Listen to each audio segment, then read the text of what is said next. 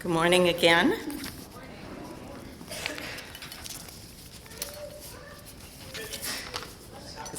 So it's always a pleasure for me when I get to stand up and talk about one of the missions programs that has touched my own life so much over the last 20 years, but also to be able to share the experience of others that take this journey with me during our week of Christian outreach.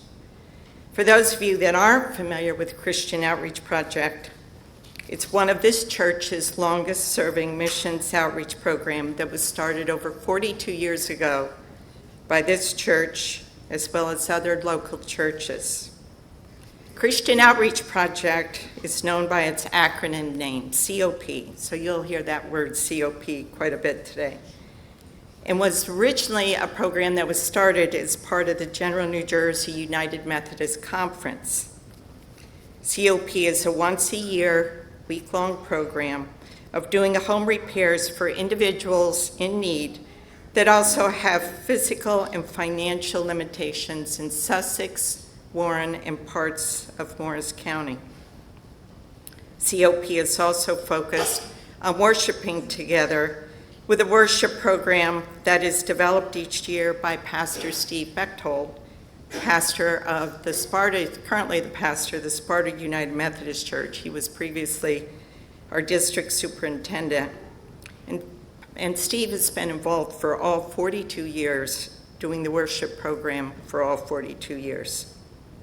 Approximately somewhere around 15, 16 years ago, those involved with running COP decided to make COP a separate 501c nonprofit organization, which is now run by a board of directors, which meets and plans throughout the entire year for this 1 week of service. Besides myself, other members of the COP board from our church family are Dave Kim, who's our executive director, Roger Kim, who's our treasurer, that keeps us honest and on task, Dave Brown, who even though he lives in Knoxville, Tennessee, participates remotely, and Dan Page, who lives in Washington, works now in Montana, finds a way to be on the calls and finds a way to make himself to New Jersey to actually physically attend COP. The board of directors works during the year to recruit churches and individuals to attend COP, but we also work with those churches and several county social service agencies to determine families and individuals in need of our support. This past year, we were blessed with 72 participants at camp of youth and adults coming from 8 churches throughout the state of New Jersey, as well as other participants serving independent of their church affiliation. Thanks to these participants, we were able to serve 13 different families, which came from a starting pool of approximately 30 families requesting support. It's always a physical and spiritual challenge in determining the families that we can support based on the number of participants that we have to work in crews.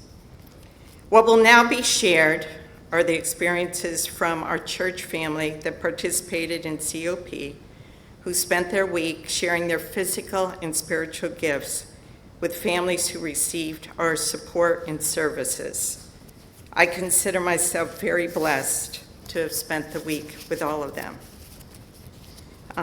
We're going to start with the person who hates public speaking the most out of the group, but she's my partner in crime for many years on working on all sorts of missions things.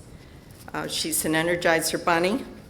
I don't know where she gets her energies from. I still haven't figured it out, but she's an incredible gift to our church.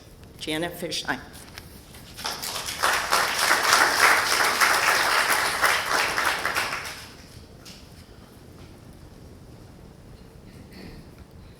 Good morning. I know ladies usually go first, but guys, you could have gone first today. This was my 18th year going to COP. Every year I keep saying it's going to be my last, but I keep looking forward to it. And I even think I said to Ann, one of the other women, that I'm looking forward to going next year. Our group consisted of 4 youth and 3 adults, myself included in those 3. And we had 2 sites.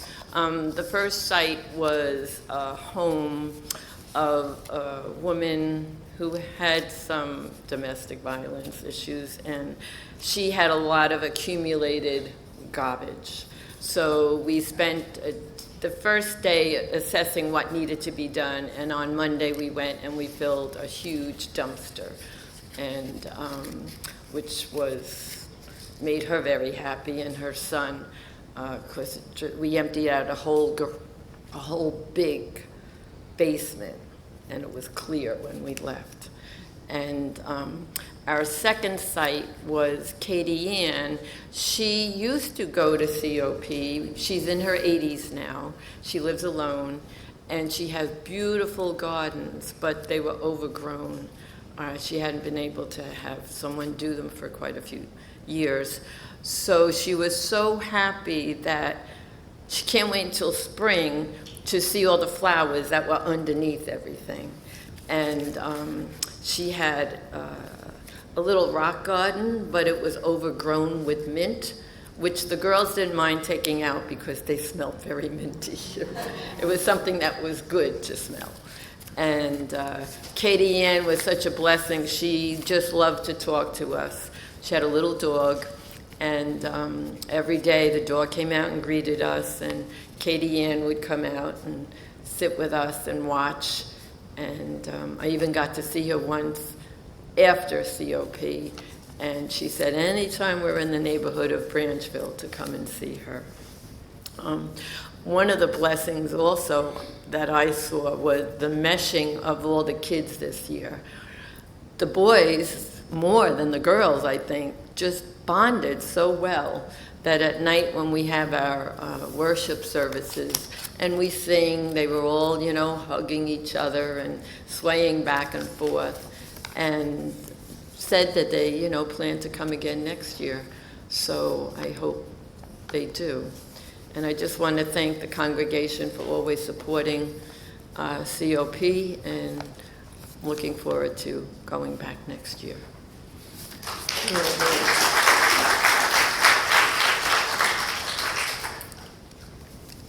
I'm also blessed by Stephen and Lucas Massaros, who I've been trying to adopt from Kathy for years because they're such great kids. She won't give them up, though. But they're just amazing young men who continue to come back to COP. So I put you in alphabetical order, so Lucas, you get to come first.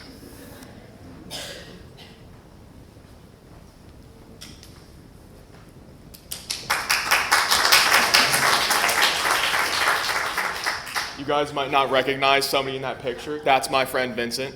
I enjoyed my previous 2 years of COP so much that I wanted to invite him this year with me. And thanks to Linda, we got on the same site. So at the beginning of the week, we were destroying a barn for a family that was getting fined because somebody had reported it to the city, and they were being fined for it, and they couldn't pay the fines anymore. So the first day was just me and Vincent. Very quiet car ride. We thought the whole week there was going to be no talking between the group. But by the end of the week, everybody was talking. Everybody was just having fun. It was really fun. And me and Vincent are also, next year, looking to bring our friend Jackson. So, trying to recruit more people.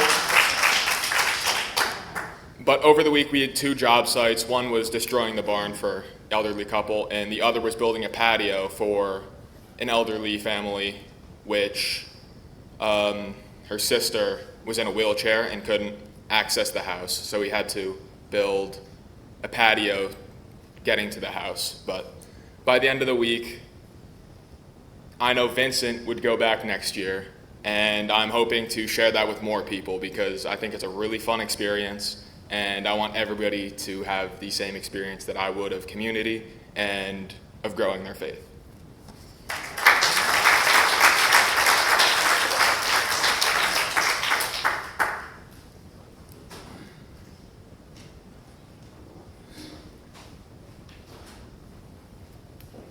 Okay, time for Big Brother Stephen to also share.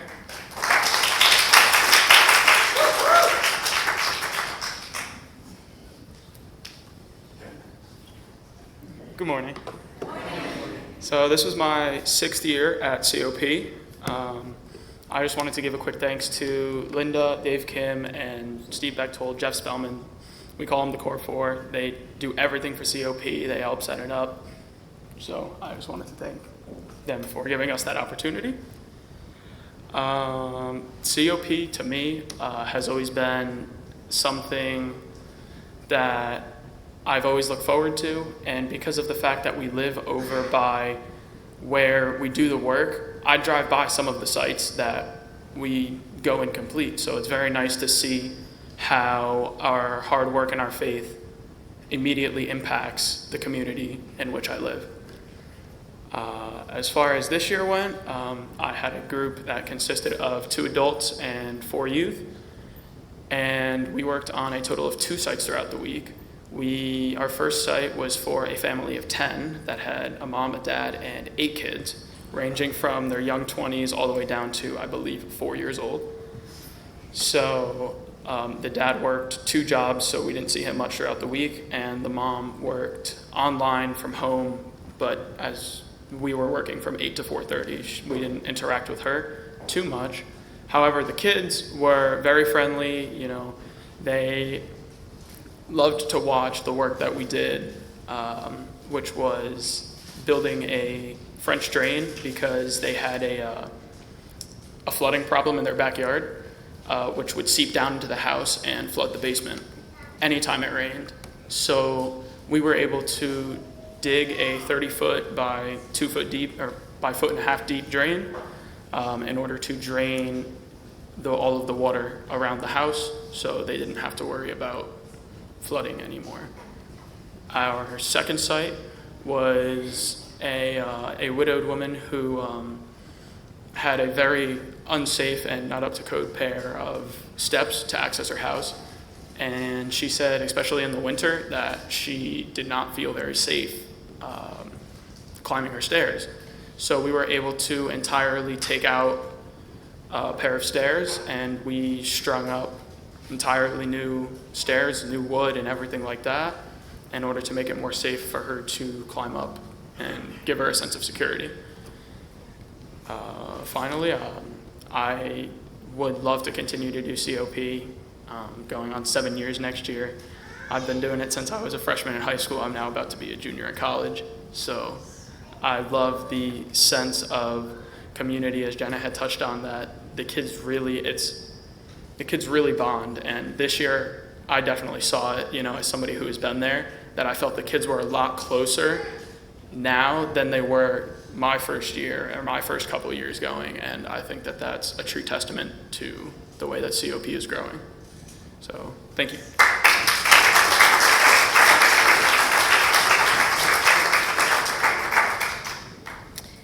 Our next participant actually is Dan Page, who I'm not sure where he is today, what state? He's en route to Montana. So God love him. He was willing to do a video for me since he couldn't be here. He's an adult now, but to me, I saw him grow up in this church, so he's going to be one of my kids. And he knows that. I'm not saying anything he doesn't know, but he's an amazing, amazing young man who someday, when I retire from COP, I expect him to be running COP. So I'd like you to enjoy his video here.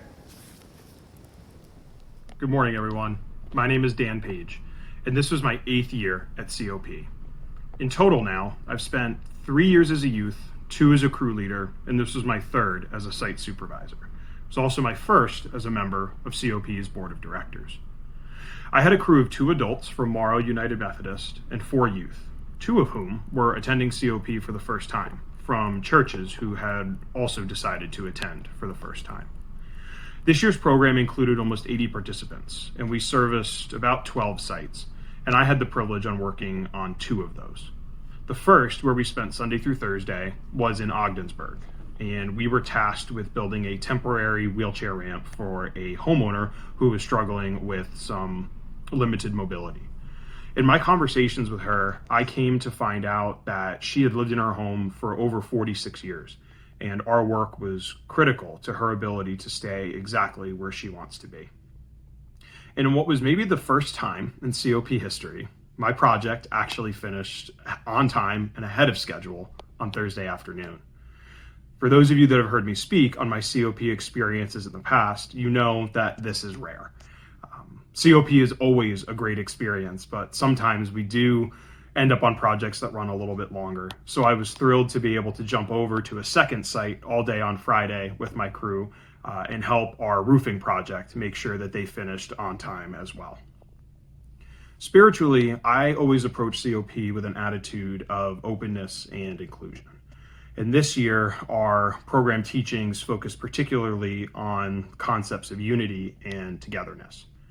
So the scripture tells us that of our many parts, we are but one body, and that each of us has a different job and unique skills, and that none of us can complete these projects or do this work without the help of our team on site, our leadership within COP, our homeowners who provide us with the opportunity, and perhaps most importantly, our congregations like SUMC, who feed us, sponsor us, support us financially, and support us spiritually throughout the year.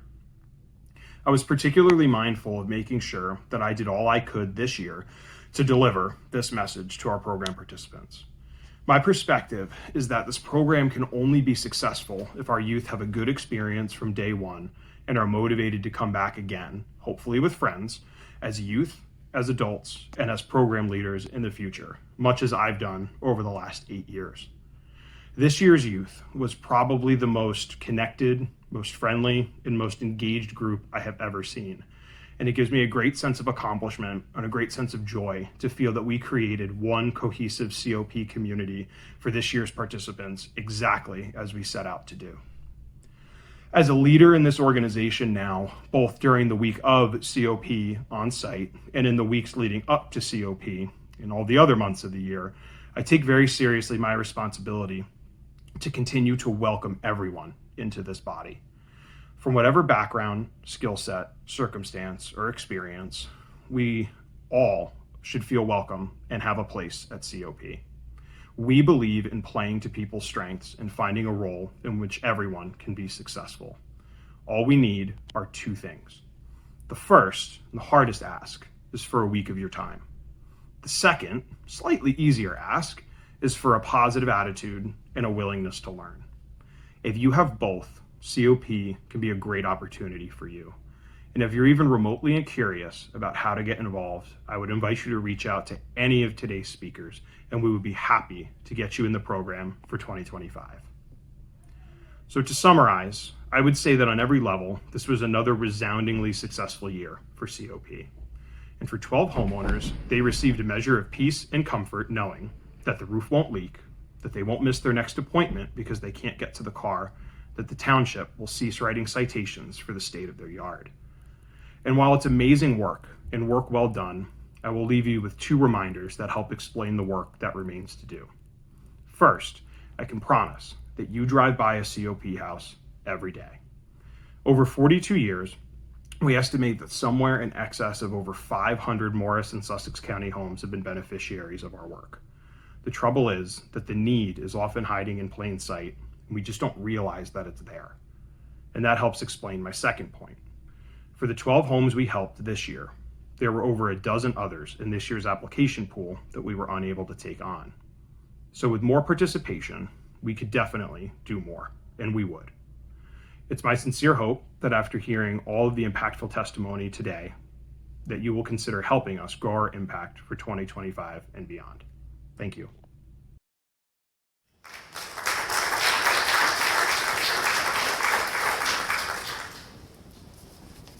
See why he's going to run COP soon.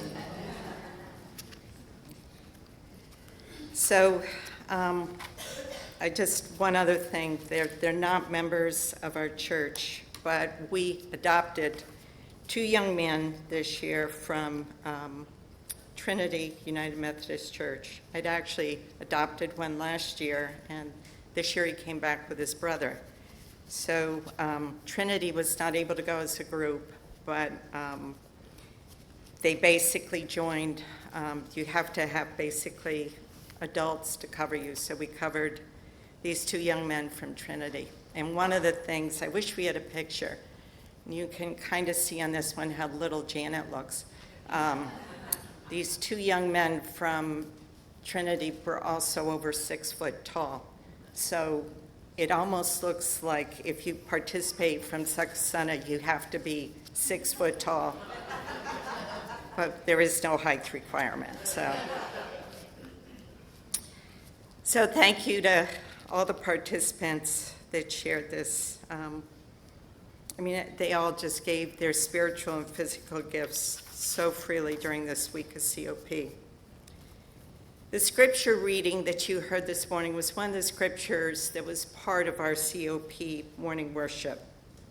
The scripture from Romans is the guidance and counsel of the Apostle Paul, who shares that how all of our spiritual gifts are different, but working together can be very powerful, especially when we share them.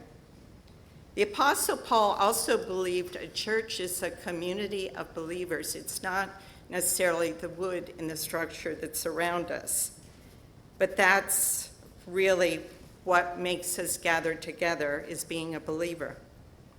As a community of believers in Christ, active sharing of your spiritual gifts is just how others are able to see the face of Christ. During one of our COP morning podcasts, which is part of our daily worship, one of the songs that was shared in the podcast, which, by the way, Steve Bechtold also pulls this together, was a John Mayer song that's one of my favorites, and it's called Love is a Verb. It's not a hymn, it's a popular song, but let me read you the lyrics. Love is a verb, it ain't a thing. It's not something you own, it's not something you scream. When you show me love, I don't need your words. Yeah, love ain't a thing, love is a verb. Yes, love ain't a thing, love is a verb. These lyrics are both perfect and powerful, especially when you think about what it's supposed to convey. I would add that love is not a regular verb either, it's an action verb. When you share love with somebody, it's the most obvious and apparent because your actions show it. Now, when you think about what we did at COP, and also what we try to do here in this church with any of our missions programs, whether it's going to Kumac, whether it's helping Roxbury Social Services, whether it's the work that's done in our thrift shop, whether it's the work the Open Doors team does going out in the public in a variety of forums. There's so much work that this church does, but they all do the same thing. They take the actions to show God's love. We're all basically missionaries sharing God's love with those that need it the most.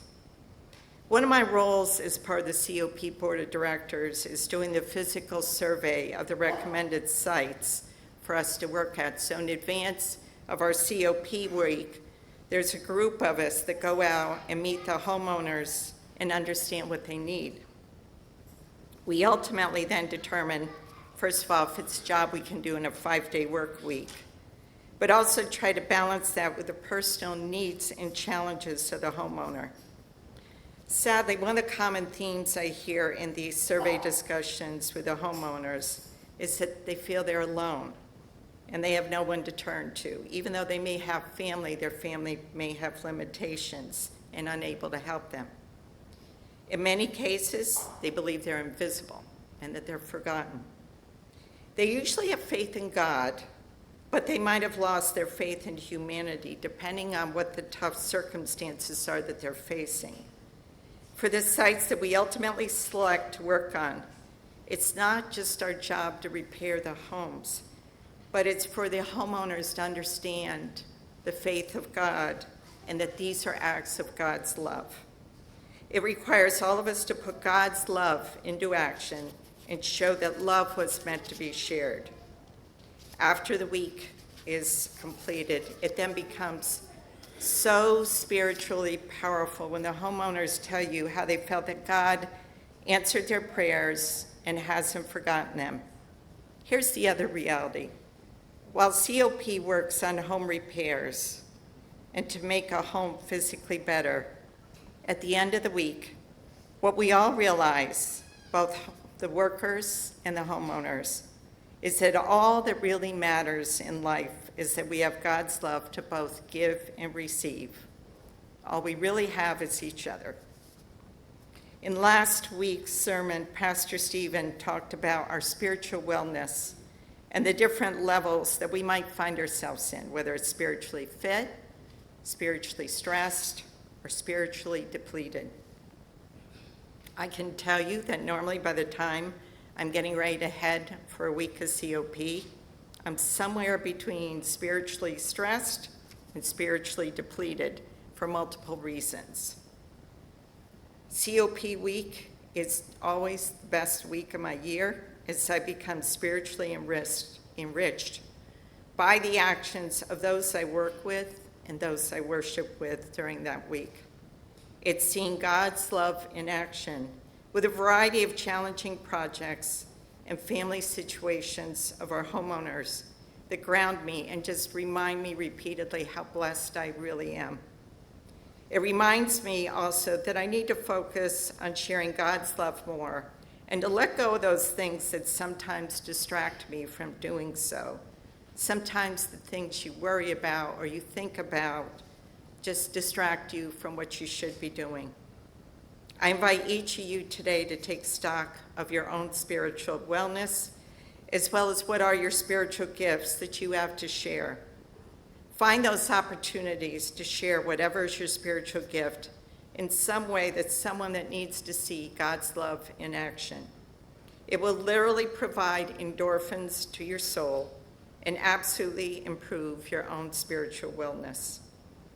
In closing, I would just like to thank this church family for all the support, the financial support that we get that allows us to attend by supporting various fundraisers and the donations we receive from the Lenten Soup Supper. There were also many wonderful donations directly to COP, which allowed us to continue to serve others and also offer some scholarships for churches that needed financial support for some of their members to be able to attend COP. We're very grateful for the prayers, the love and support provided to us each during that week, and especially a shout out to Pastor Stephen and Dick Bruce, who traveled on Thursday of COP week to our site spread all over 3 counties to pray with us and to share popsicles on a very warm day. May God richly bless each of you for your support that you gave to all of us, which allowed us to serve those in need. And as Dan said, if you want to know more and join us in 2025, just let me know. Thank you very much.